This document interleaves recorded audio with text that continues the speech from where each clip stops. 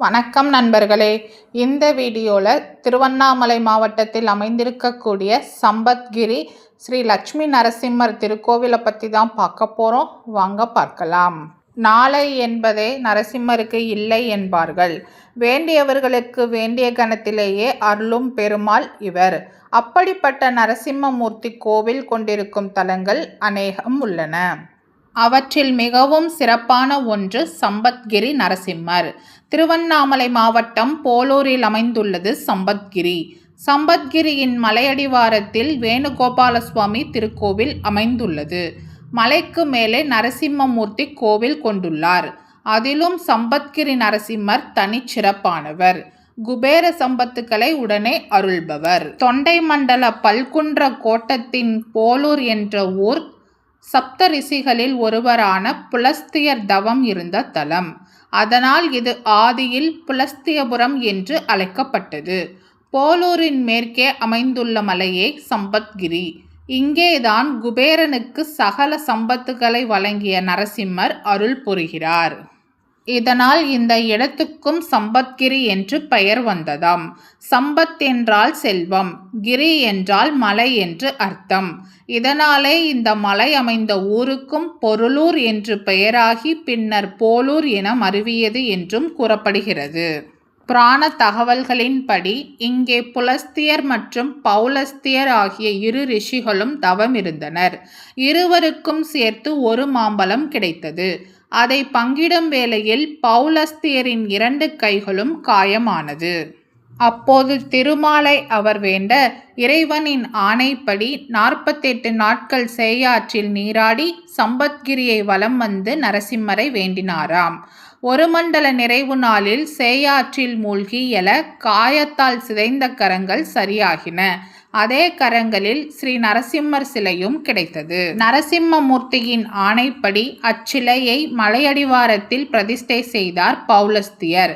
அதேவேளை மலை மீது உள்ள நரசிம்ம ஆலயமும் அங்குள்ள நரசிம்மமூர்த்தியும் பழமையானவை என்கிறார்கள். ஒருமுறை இந்த மலையின் உச்சியில் கல் உடைக்கும் போது ஓரிடத்தில் இரத்தம் பீரிட்டது. எல்லோரும் அச்சத்தில் ஓடிவிட்டார்களாம்.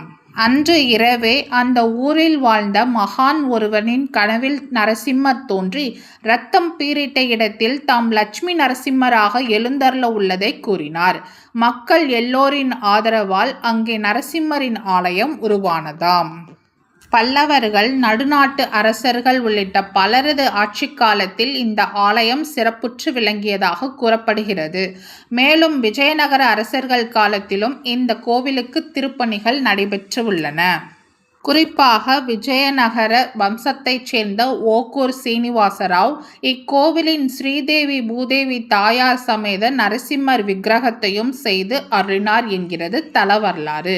பாமா ருக்மணி சமேத வேணுகோபால சுவாமி கற்சிலை திருமேனியும் செய்து சம்பிரோஷணம் நடத்தினார் என்றும் கூறப்படுகிறது. 850 படிகள் தாண்டி செல்ல சம்பத்கிரி மலைக்கோவிலை அடையலாம். அடிவாரத்தில் அனுமன் சந்நிதி உள்ளது. மலைப்பகுதி வழியில் 2 ஓய்வு மண்டபங்கள், 2 குளிர்ச்சுனைகளும் உள்ளன.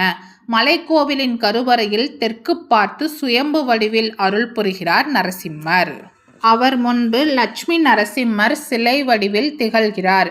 வலது புறம் கனகவள்ளி தாயார் தனிச்சந்நிதியில் வீற்றிருக்கிறார். மலை மீது பிரம்ம தீர்த்தமும் மலைக்கு கீழே புலஸ்திய தீர்த்தமும் உள்ளன. முருகப்பெருமான் உருவாக்கிய சேயாரும் இத்தலத்தின் தீர்த்தமே.